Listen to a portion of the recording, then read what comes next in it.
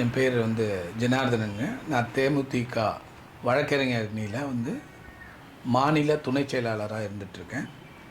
இந்த நடந்து முடிந்த நாடாளுமன்ற தேர்தலில் விருதுநகரில் நடந்த பல முறைகேடுகளை பற்றி தொடர்ந்து நாங்கள் chief election commissioner, chief election officer மற்றும் அந்த ரிட்டர்னிங் ஆஃபீஸர் கலெக்டர்கிட்ட தொடர்ந்து மனுக்களை கொடுத்துருந்துருக்கோம். அதுக்கு மீது நடவடிக்கை எடுக்கணும்னு வற்புறுத்தி வரோம். அதன் அடிப்படையில் நேற்று புதன்கிழமை அன்று காலை நானும் அந்த நாடாளுமன்ற வேட்பாளர் திரு விஜய் பிரபாகர் அவர்களும் 2 பேரும் தேர்தல் ஆணையத்துக்கு புதுடில்லிக்கு நேரடியாக சென்று மனு கொடுக்கணும்னு போனோம்.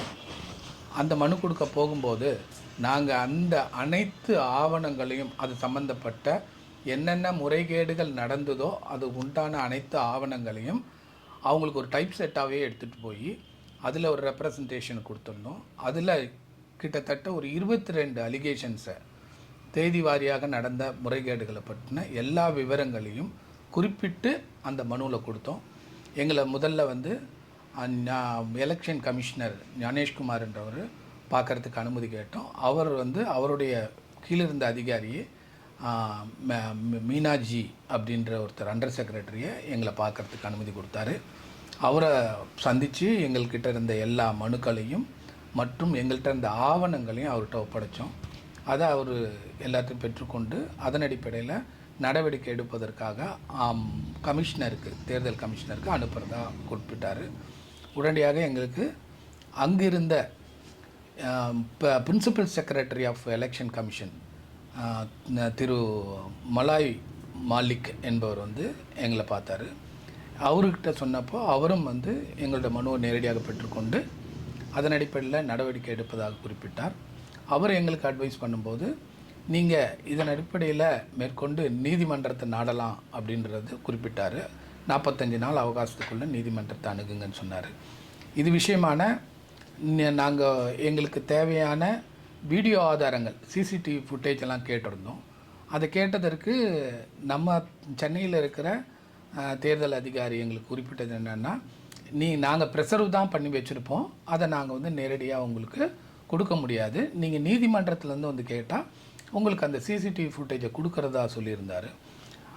நாங்கள் இல்லை எங்களுக்கு வாங்கிறதுக்கும் ப்ரொவிஷன் இருக்குதுன்னு நாங்கள் சொன்னதுக்கப்புறம் அதை நீங்கள் தெளிவாக எங்களுக்கு எழுதி கொடுங்க, அப்போ நாங்கள் கொடுக்கறதுக்கு ட்ரை பண்ணுறோம். நாங்கள் இந்த கேள்வியை நான் அவரிடம் எழுப்பிய போது அவர் கமிஷனர் சொன்னார், இல்லை உங்களுக்கும் ஃபுட்டேஜ் கொடுக்கலாம், அதற்கு நீங்கள் தேவையான நெசசரி கட்டணத்தை செலுத்தி நீங்கள் பெற்றுக்கொள்ளலாம், நீங்கள் அது அந்த ரிட்டர்னிங் ஆஃபீஸர்கிட்டயே நேரடியாக அந்த மனுவை கொடுத்து 43 நாளைக்குள்ளார நீங்கள் அதை ரிசீவ் பண்ணிக்கலாம்னு சொல்லி அவர் எங்களுக்கு அதில் ஒரு தெளிவான ஒரு பதிலை எங்களுக்கு குறிப்பிட்டு சொன்னார்.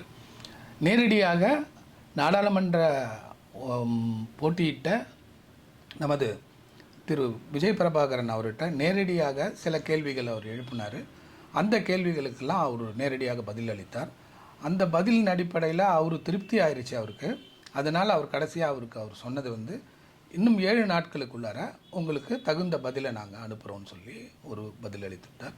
அதனால் கீழே நாங்கள் மறுபடியும் மீடியாவோட எல்லாரையும் சந்தித்து எங்களோட விஷயங்களை சொல்லிவிட்டு நாங்கள் அன்றைய பணியை நாங்கள் முடித்தோம்.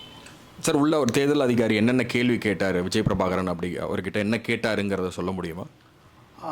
ஃபஸ்ட்டு இவர் எந்த நாடாளுமன்ற தொகுதியில் நின்னார் அதை பற்றின டீட்டெயில்ஸ் வாங்கினார். அடுத்ததாக அவர் என்ன கேட்டாருன்னா, இதுதான் அவரோட முதல் தேர்தல் நிற்கிறாரான்றதை கேட்டு தெளிவுபடுத்தினார்.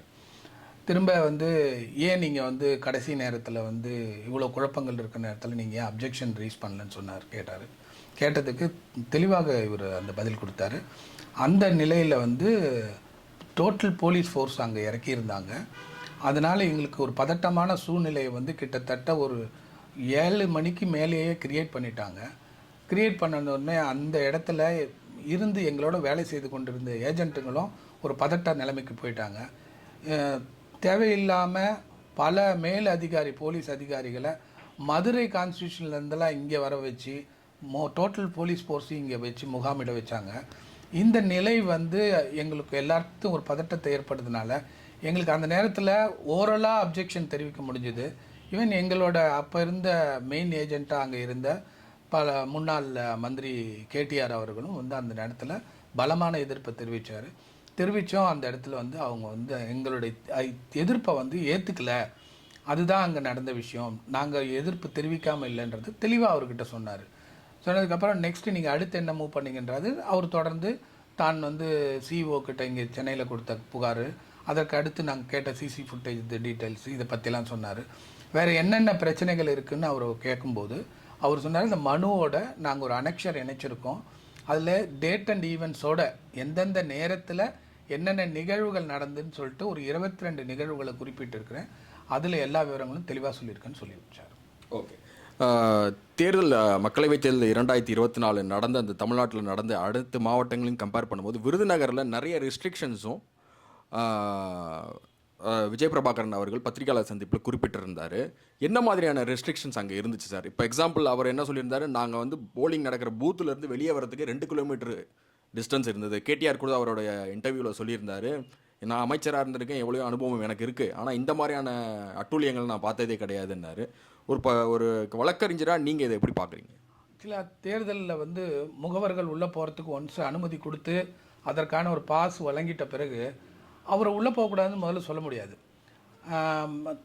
தேர்தலில் வந்து ஒரு முகவர் வந்து உள்ளே போகிறாரு, எங்கள் மெயின் ஏஜென்ட்டு எங்களோட கேண்டிடேட் போகும்போது இன்னொரு சுயேட்சை வேட்பாளரோட மெயின் ஏஜென்ட் உள்ளே போகிறாரு.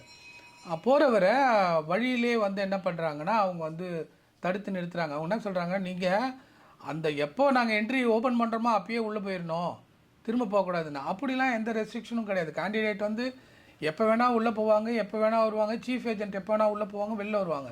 இந்த மாதிரிலாம் எந்த ரெஸ்ட்ரிக்ஷன் கிடையாது. பட் இந்த பூத்தில் அந்த மாதிரி ரெஸ்ட்ரிக்ஷன்ஸ் இருந்தது. குறிப்பிட்டு சொல்லணுன்னா கவுண்டிங் பண்ணும்போது ஒரு 3 மிஷின் ஒர்க் பண்ணலன்னா நீங்கள் வந்து அரசு அதுக்குன்னு ஒரு நியமனம் பண்ணி வச்சுருக்கிற ஒரு ஏஜென்சியில் தான் வந்து அதை கம்ப்ளைண்ட் கொடுக்கணும். அதுக்கு எல்காட்டுன்னு சொல்லிட்டு ஒரு நிறுவனம் இருக்குது, அந்த நிறுவனத்தை கூப்பிடணும். அந்த நிறுவனத்தில் வந்த பொறியாளர் தான் அதை வந்து செக் பண்ணி இந்த மிஷினில் வந்து என்ன ஃபால்ட்டுன்றது சொல்லணும். அதுக்கப்புறம் அவருடைய முன்னிலையில் தான் அதை கவுண்ட் பண்ணுவாங்க. இதுதான் ப்ரொசீஜர். இவங்க அந்த மிஷினை எடுத்து வச்சாங்க, 24வது ரவுண்டுக்கு எடுத்துகிட்டு போனாங்க. ஆனால் எந்த விதமான ப்ரொசீஜரையும் ஃபாலோ பண்ணல. அது பெரிய தவறு. ரெண்டாவது, போலிங் அன்னைக்கு மார்க் போலிங்னு ஒன்று சொல்லுவாங்க. அந்த மார்க் போலிங்கிறது வந்து முன்னாடியே வந்து மிஷினை வந்து போலிங் பண்ணுறது மாதிரி செக் பண்ணுவாங்க எல்லா போலிங் மிஷினையும். இந்த செக் பண்ணும்போது 2 மிஷின் வந்து ரீசெட்டே பண்ணல. ஆக்சுவலி போல் பண்ணாங்க, எவ்வளோ போல் பண்ணாங்கன்னு தெரியாது. 0க்கு ரீசெட் பண்ணதுக்கப்புறம் தான் போலிங்கில் கொண்டு வைக்கணும். அந்த 2 மிஷின் ஃபால்ட்டு. ஸோ இதை பற்றின எந்த ரிப்போர்ட்டையுமே அந்த ஆர்ஓ வந்து தகவலாக தெரிவிக்கலை, ரீசெட் பண்ணாமல் பண்ணிட்டாங்க. ஸோ அதில் வந்து தவறுதல் நடந்தது. இதெல்லாம் பார்த்திங்கன்னா திருமங்கலம் பர்டிகுலர் தொகுதியில் ஒரு சில மக்கள் வந்து அந்த தேர்தலை வந்து புறக்கணித்தாங்க சில பூத்துகளில். அது எனக்கு இருந்து ஏறத்தாழ 2-3 பூத்தோ டோட்டல் பாய்காட். அந்த டோட்டல் பாய்காட் பண்ண பூத்தில் இந்த போலிங்கே ஆகலை. ஆனால் தேர்தல் அதிகாரி என்ன சொல்லியிருக்காருன்னா 40% தேர்தல் வந்து பதிவாயிருக்கின்றார், போலிங் பதிவாயிருக்கின்றார். இதெல்லாம் ஆரம்ப காலகட்டத்திலேயே ஏற்பட்ட முறைகேடுகள். இந்த முறைகேடுகளை பற்றி எதுவும் பண்ணலை. அடுத்தது என்ன பார்த்திங்கன்னா, ப்ரீ போலிங்க்கு முன்னாடியே காங்கிரஸ்லேருந்து மகாலட்சுமி திட்டம்னு சொல்லிட்டு அது மாதிரி சில கமிட்மெண்ட்லாம் கொடுத்து ஒரு கேரண்டி கார்டு மாதிரி கொடுத்தாங்க.